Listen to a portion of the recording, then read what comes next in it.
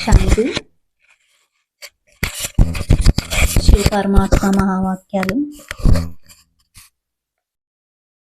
బాబా మహావీర్ అనగా విశేషాత్మల యొక్క విశేషతలు చెప్తున్నారన్నమాట.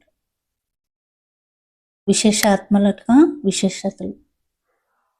మరి మనలోని విశేషతలు ఉన్నాయా?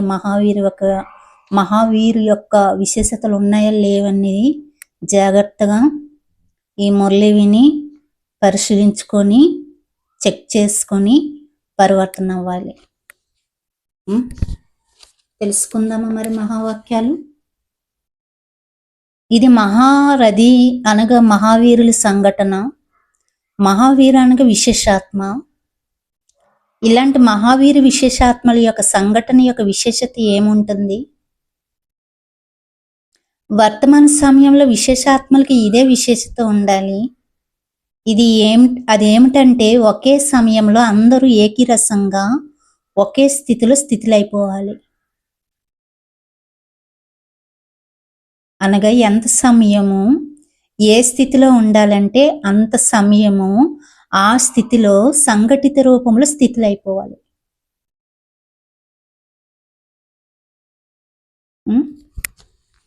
అవ్యక్తి స్థితి అనుకుంటే అవ్యక్తి స్థితిలో, అశరీర స్థితి అంటే అశరీర స్థితి, పరిస్థిత స్థితి అంటే పరిస్థిత స్థితి.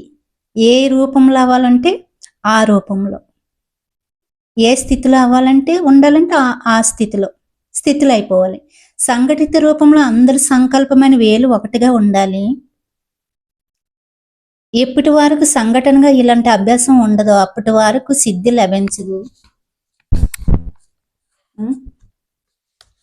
సంఘటనలోని అలజడి ఉన్నట్లయితే సిద్ధిలో కూడా అలజడి జరుగుతుంది.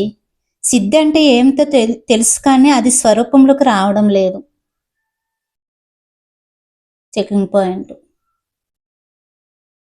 ఆజ్ఞ లభించగానే రెడీగా ఉండాలి. విశేషంగా నిమిత్తమైన విశేషాత్మలు ప్రత్యక్షంలోకి తీసుకురావాలి.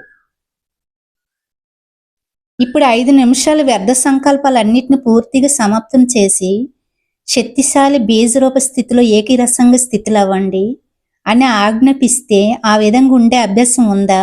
అలా కాకుండా కొందరు మననం చేసి ఏం చేస్తున్నారు?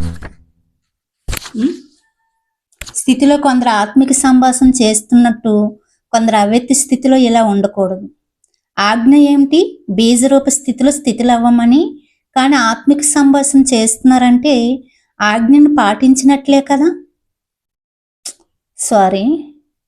ఆత్మిక సంభాషణ చేస్తున్నారంటే ఆజ్ఞను పాటించట్లేనట్లే కదా. బీజరూప స్థితిలో అవ్వమని.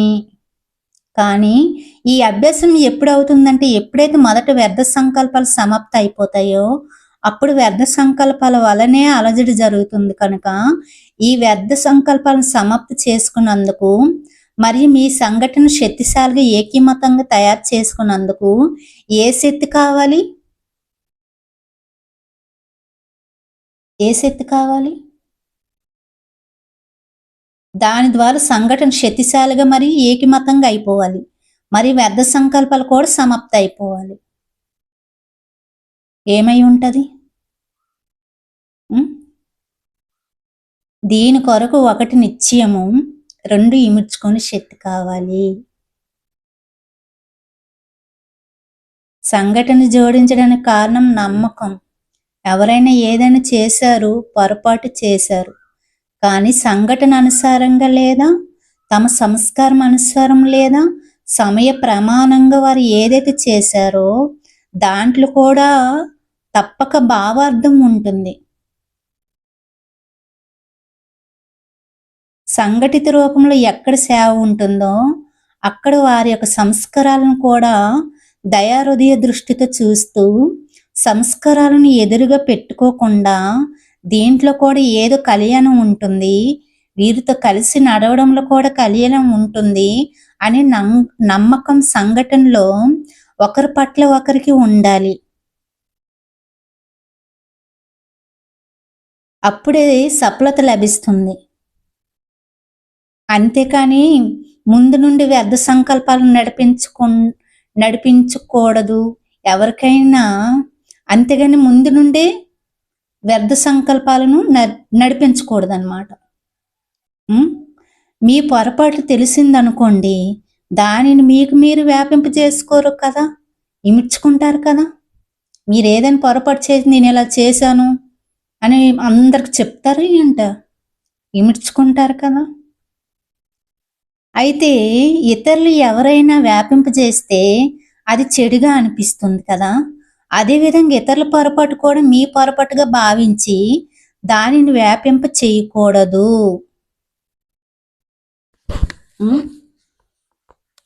వ్యర్థ సంకల్పాలు నడిపించకూడదు, దానిని కూడా మీలో ఇమిడ్చుకోవాలి. దీనిని ఒకరిపై ఒకరికి నమ్మకం అని అంటారు. మరి స్నేహశక్తితో దానిని సరిచేయాలి. లౌకిక పద్ధతిలో కూడా ఇంటి విషయాలను బయట పెట్టుకోరు కదా, లేకపోతే ఆ ఇంటికే నష్టం జరుగుతుంది. అదేవిధంగా సంఘటనలో కూడా మీతో పాటు ఉండేవారు ఏమైనా చేసినా కానీ దాంట్లో కూడా తప్పక రహస్యం ఉంటుంది అంటున్నారు పరమాత్మ. చాలా ఇంపార్టెంట్ పాయింట్. ఓం శాంతి.